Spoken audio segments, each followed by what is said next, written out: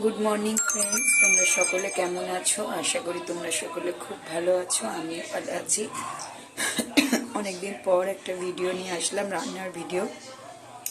তা চলো আজকে তোমাদের সাথে শেয়ার করি আজকে আমি দুপুরে কি রান্না করছি। ভাত হয়ে গেছে, বেশি কিছু করব না, সিম্পল মেনু। দেখো, এই দেখো ইলিশ মাছ দেখতে পাচ্ছ, আমি মশলা দিয়ে মাখিয়ে রেখে দিয়েছি। এটা আমি ভাপা করব, ইলিশ মাছ ভাপা। এতে দেয়া আছে সর্ষে, 2 রকমের সর্ষে, কালো সাদা, পোস্ত, 2 রকমের সর্ষে পোস্ত আর কাঁচা লঙ্কা দিয়ে পেস্ট করা। নুন কাঁচা তেল হলুদ দিয়ে মাখিয়ে ম্যারিনেট করে রাখা আছে। এবার এটা আমি কড়াইয়ে গরম জল করে এটা বসিয়ে দেব। এটা ইলিশ মাছ ভাপা হবে। আর এখানে কিছু মাছ আছে, ওটা ভাজা হবে, মাছ ভাজার তেল। তাই ইলিশ মাছটা আমি এখানে বসিয়ে দেব এবং ভাপার হওয়ার পরে কেমন লাগে সব কিছুই তোমাদের সাথে শেয়ার করব। ভিডিওটা স্কিপ না করে দেখতে থাকো বন্ধুরা। এই যে আমি কড়াইয়ে বসিয়ে দিয়েছি, জল গরম হয়ে গেছে। জল গরম হয়ে টিফিন কোটোর মধ্যে আটকে নোড়াটা চাপা দিয়ে আমি বসিয়ে দিয়েছি ইলিশ মাছ ভাপাটা। এটা এখন হতে থাকবে, প্রায় আধা ঘন্টা মতো হবে। তারপরে আমি কেমন দেখায় সব কিছুই তোমাদের সাথে শেয়ার করব। এই ইলিশ মাছ ভাপাটা খেতে যা অসাধারণ লাগে গরম ভাতের সাথে। আমরা যারা বাঙালি ইলিশ মাছ খেতে পছন্দ করি তারা প্রত্যেকেই জানবে যে এই ইলিশ মাছ ভাপাটা খেতে অসাধারণ লাগে।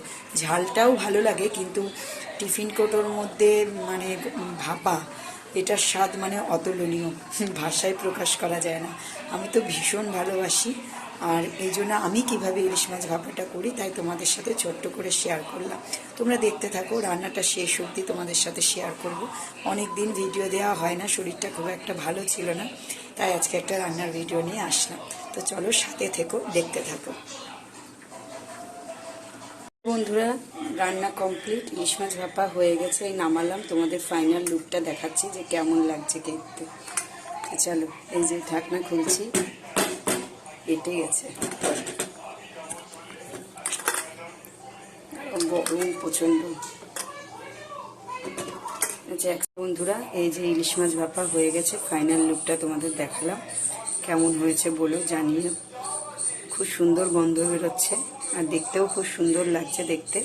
তোমাদের দেখালাম এই যে এইভাবে আমি ইলিশ মাছ ভাপা করি, তাই তোমাদের সাথে শেয়ার করলাম। তোমরাও এইভাবে করে দেখো, ভালো লাগবে। আর যার যার খেতে ইচ্ছা হয়েছে চলে এসো আমার বাড়ি। তো চলো আজকের মতো ভিডিওটা এইটুকুনি, আর বেশি লং করবো না আজকে। তো চলো টাটা, ভালো থেকো, সুস্থ থেকো, আমার সাথে থেকো, পাশে থেকো।